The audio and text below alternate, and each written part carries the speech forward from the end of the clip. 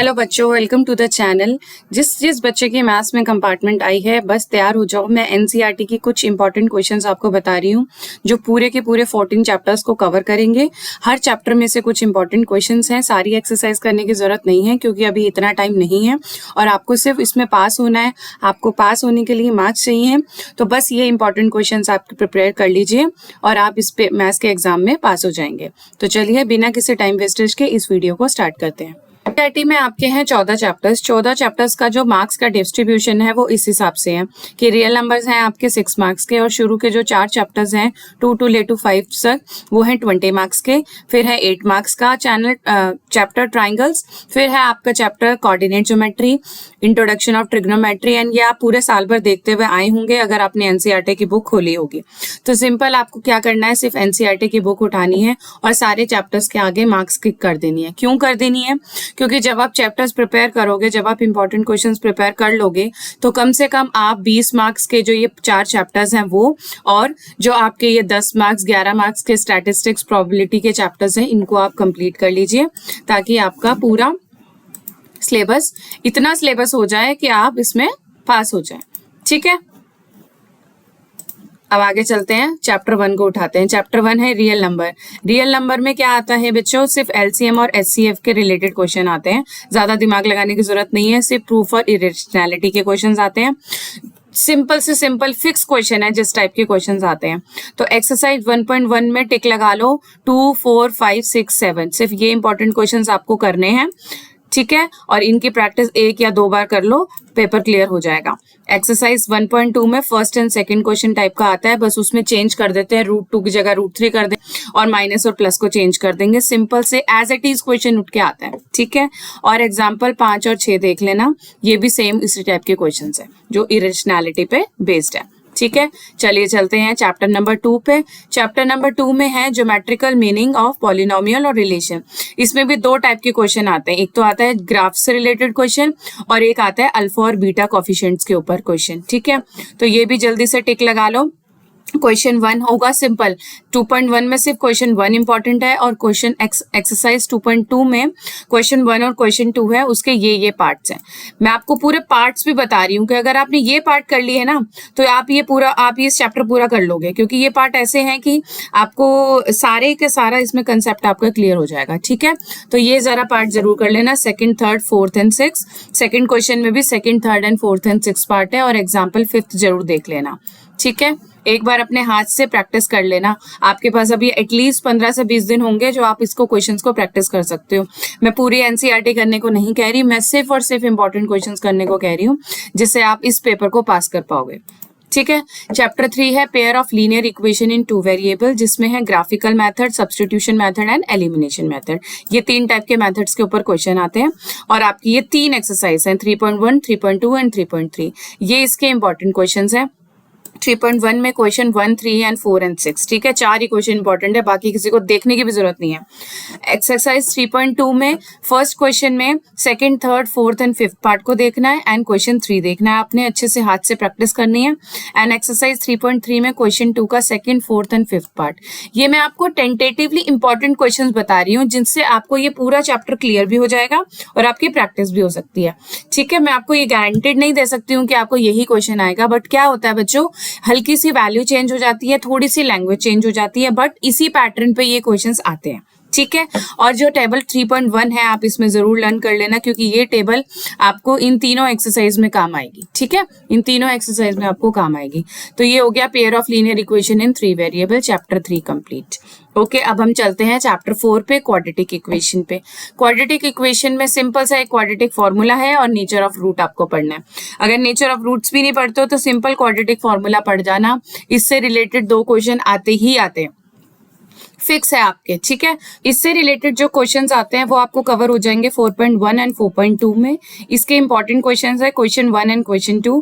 Question 1 में 3rd, 6th and 7th part important है and question 2 में 2nd, 3rd and 4th part important है। या आप क्या कर सकते हैं, आप या तो इस वीडियो को इस पॉइंट पे स्क्रीनशॉट ले सकते हो या आप साथ के साथ अपनी बुक में इसको नोट करते जाइए, एक टिक लगाते जाइए कि ये इंपॉर्टेंट क्वेश्चंस हैं, ठीक है। 4.2 में क्या करना है, 4.2 में फर्स्ट एंड थर्ड क्वेश्चन को ही देखना है बस आपको, ठीक है, बाकी क्वेश्चंस नहीं देखने। Third, fourth and fifth question and first में थर्ड एंड फिफ्थ पार्ट को कर लो, सब पूरी की पूरी एक्सरसाइज अच्छे से हो जाएगी। 4.3 एक्सरसाइज में क्वेश्चन 1 एंड क्वेश्चन 2 देखनी है और एग्जाम्पल फिफ्थ को एक बार देख लेना, अच्छे से प्रैक्टिस कर लेना, ठीक है, क्योंकि एग्जाम्पल्स क्वेश्चंस भी एज इट इज आपके बोर्ड एग्जाम्स में देखे गए हैं। 2023 में, 2022 में आपके एग्जाम्पल से भी क्वेश्चन उठ के आते हैं, ठीक है। तो ये हो गया आपका चैप्टर 4 ऑफ क्वाड्रेटिक इक्वेशन। अब हम चलते हैं चैप्टर 5 पे। चैप्टर 5 है अरिथमेटिक प्रोग्रेशन, ठीक है। प्रोग्रेशन में क्या है कि जनरल फॉर्म ऑफ एपी आती है, first term, common difference and nth term, बस ये 4 पॉइंट्स है कि जनरल फॉर्म एपी क्या होती है, अरिथमेटिक प्रोग्रेशन आपको पता होना चाहिए, एंड एक कॉमन डिफरेंस और उसकी nth टर्म क्या निकालते हैं। इसमें भी 3 एक्सरसाइज में इसको डिस्ट्रीब्यूट कर रखा है अलग अलग पार्ट्स में, ठीक है। तो एक्सरसाइज 5.1 में आप नोट कर लो कि क्वेश्चन 1 में first and third part important है, 5.2 में 3, 4, 6, 14 एंड 18 क्वेश्चन इंपॉर्टेंट है, एंड एक्सरसाइज 5.3 में ये सारे क्वेश्चंस इंपॉर्टेंट है, ठीक है। 4th, 5th, 9, 10, 16, 17, 18, ठीक है। 16, 17, 18 तो जरूर ही देख लेना, और कुछ करो ना करो, ओके। अब हम चलते हैं एक्सरसाइज चैप्टर नंबर 6 पे, ट्राइंगल्स पे। ट्राइंगल्स में मेनली बहुत सारी थ्योरम्स दे रखी हैं, लेकिन आप सिर्फ बीपीटी थ्योरम देख लेना, इस पे बेस्ड क्वेश्चन आता ही आता है, हो ही नहीं सकता कि बीपीटी थ्योरम के बिना ये चैप्टर पूरा हो जाए, ठीक है। तो बीपीटी थ्योरम को जरूर देखना। एक्सरसाइज 6.1 देखने को जरूरत नहीं है, 6.2 एंड 6.3 के ये इंपॉर्टेंट क्वेश्चन है। 6.2 में first, third, fourth, 9th and 10th important है, एंड क्वेश्चन नंबर 6.3 में क्वेश्चन नंबर 4, 7, 8, 9, 10 एंड 12, ठीक है। ये क्वेश्चंस कर लेना, बहुत ज्यादा क्वेश्चन दे रखे हैं इस एक्सरसाइज में, लेकिन ये इंपॉर्टेंट क्वेश्चंस है। इनसे क्या होगा कि कॉन्सेप्ट क्लियर हो जाएगा, अगर कोई क्वेश्चन थोड़ा बहुत इधर उधर आया भी तो आप इजीली उसको कर पाएंगे, ठीक है। अब हम बात करते हैं चैप्टर 7 कोऑर्डिनेट ज्योमेट्री से। कोऑर्डिनेट ज्योमेट्री में भी सिंपल 2 फॉर्मूले हैं, distance formula and section formula पे बेस्ड है, ठीक है। 2 फॉर्मूलेज हैं, 2 फॉर्मूले लर्न करो, एक्सरसाइज हो जाएगी। और एक्सरसाइज में भी मैं आपको सिर्फ इंपॉर्टेंट क्वेश्चंस बता रही हूँ, 3, 4, 5 एंड 7, 8 5 क्वेश्चंस करने हैं, और एक्सरसाइज 7.2 में 2, 4, 5, 8, 9, 10, ठीक है। 2, 4, 5, 8, 9, 10 ये इंपॉर्टेंट क्वेश्चन टिक कर लो और ये चैप्टर कंप्लीट हो जाएगा। चलते हैं हम चैप्टर नंबर 8 पे, इंट्रोडक्शन टू ट्रिग्नोमेट्री पे, ठीक है। ट्रिग्नोमेट्री बहुत बच्चों को हार्ड लगती है, बच्चों प्लीज छोड़ना मत। ट्रिग्नोमेट्री इतना इजी चैप्टर है कि एक बार अगर आपको समझ आ गया ना तो आप सोचोगे अरे मुझे पहले आ जाता तो शायद मेरी कंपार्टमेंट ही नहीं आती, ठीक है। तो ट्रिग्नोमेट्री को जरूर करके जाना, एक बार समझ आ गया ना और इसके क्वेश्चंस इतने अच्छे आते हैं और इतने अच्छे मार्क्स के आते हैं तो आप बहुत इजीली कर पाओगे। ट्रिग्नोमेट्री रेशियोज एंड आइडेंटिटीज आप लर्न कर लो। एक्सरसाइज 3 एक्सरसाइज इसमें कवर होती हैं और उसमें से भी मैं आपको इंपॉर्टेंट क्वेश्चंस बता रही हूँ।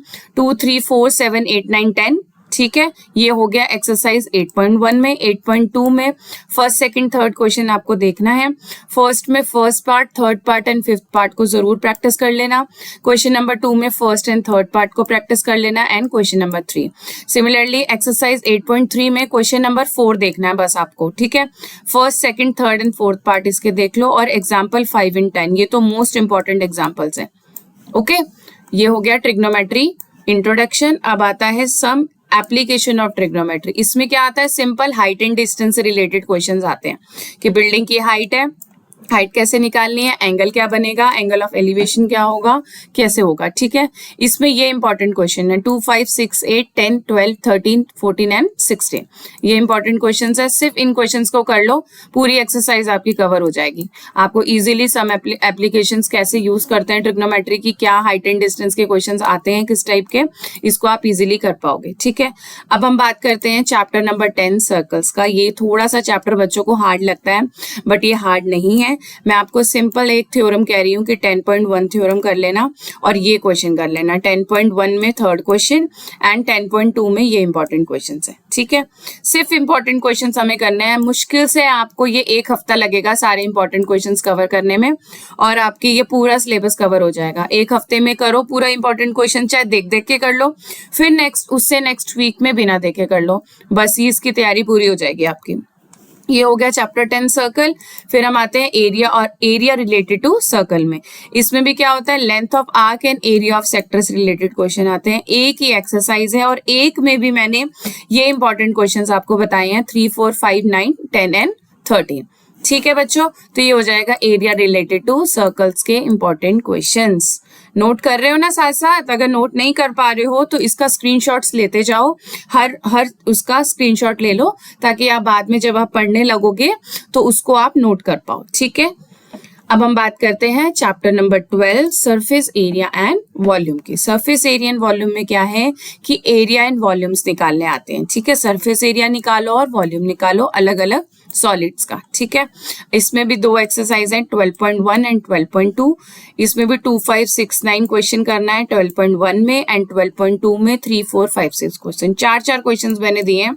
ये आपका रिलेटेड, अगर ये 4 क्वेश्चन अच्छे से समझ के कर लिए ना, 1 से 2 बार निकाल के देख लो, कर लोगे तो ये चैप्टर पूरा हो जाएगा। ठीक है, अब हम बात करते हैं last but not least, it's a 13 chapter statistics. Statistics को देख के डरना मत बिल्कुल भी, बहुत इजी चैप्टर है, बहुत स्कोरिंग चैप्टर है। ठीक है, और बहुत लिमिटेड क्वेश्चंस मैंने आपको कहे हैं, पूरा क्वेश्चंस करने की जरूरत नहीं है, सिर्फ मीन वैल्यू के क्वेश्चंस आते हैं इसमें, ज्यादा टफ नहीं आते। अब ऑलरेडी कंपार्टमेंट आ चुकी है तो ज्यादा मेहनत करके भी कोई मतलब नहीं है, हमें सिर्फ इतनी मेहनत करनी है कि हम लोग पास हो पाए। ठीक है, आप चाहें तो इस चैप्टर को स्किप कर सकते हैं। अगर आपको करना है तो एक्सरसाइज 3.1 में क्वेश्चन 3, एक्सरसाइज 13.2 में क्वेश्चन 2 एंड 13.3 में 2 एंड 6, बस ये 4 क्वेश्चन की प्रैक्टिस कर लेना। अगर नहीं भी आता होगा तो थोड़ा बहुत आ जाएगा। ठीक है, चलिए अब हम चलते हैं लास्ट चैप्टर पे, प्रोबेबिलिटी पे। प्रोबेबिलिटी में सिर्फ एक ही यूनिट है। ठीक है, इसका थ्योरेटिकल पार्ट है थोड़ा सा, और 4, 5, 6, 13, 14, 19, 15 और कुछ मत करना, ये इंपॉर्टेंट क्वेश्चन जरूर कर लेना। ठीक है, कंपार्टमेंट आ चुकी है, कोई बात नहीं है, टेंशन लेने की जरूरत नहीं है, जो हो गया हो गया। अब जो हमारे पास लिमिटेड टाइम है 15 से 20 दिन जितने भी हैं, हमें सिर्फ एनसीईआरटी को उठाना है और एक रफ कॉपी लेनी है और ये सारे क्वेश्चंस की प्रैक्टिस करनी है। सिर्फ इंपॉर्टेंट क्वेश्चंस को आप देख लो, थोड़ा सा थ्योरेटिकल कॉन्सेप्ट पढ़ो और इन इंपॉर्टेंट क्वेश्चंस के सॉल्यूशंस हर जगह मिल जाएंगे आपको, यूट्यूब पे भी मिल जाएंगे या आपके पास एग्जाम्पलर्स की बुक होगी उसके अंदर भी सॉल्यूशंस दे रखे हैं। आराम से उस सॉल्यूशन को पढ़ो, समझो और कर लो। ठीक है, मेरे चैनल पे भी आपको खूब सारी वीडियोस मिल जाएंगी, 1 शॉट वीडियोस भी मिल जाएंगी और काफी सारे चैप्टर्स के मैंने एनसीईआरटी के क्वेश्चंस भी करा रखे हैं। एक आप ट्रिग्नोमेट्री चैप्टर में मैंने इंपॉर्टेंट क्वेश्चंस की पूरी वीडियो करा रखी है, उस वीडियो को आप कर लेना, आपका ट्रिग्नोमेट्री इतना अच्छा समझ आ जाएगा ना कि आप कहोगे कि अरे ये तो मैं पहले ही देख लेता। ठीक है, वो आप जरूर देखना उस वीडियो को, मैंने बहुत अच्छे से ट्रिग्नोमेट्री उसमें समझाई है। ठीक है, ओके बच्चों, thanks for watching this video and best of luck for the exam.